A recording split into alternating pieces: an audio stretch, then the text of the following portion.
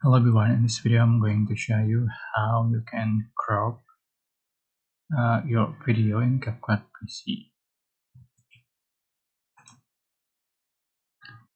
Alright, this tutorial is basic tutorial and I think this especially for those of you who are using CapCut PC for the first time.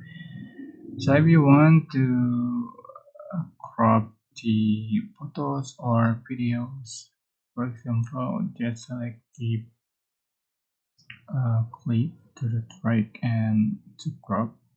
Select the scroll button, crop icon, just click and you can adjust as you like.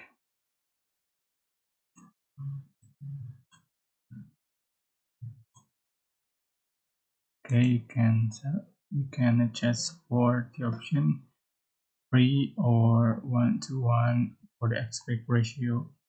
For example, I'm just going to select the 9:16 for the aspect ratio and adjust for the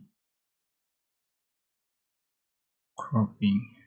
Just confirm. We go change for the ratio in original. I hope this tutorial was helpful for you guys. Don't forget to like, comment, share, and also subscribe. Thank you so much for watching.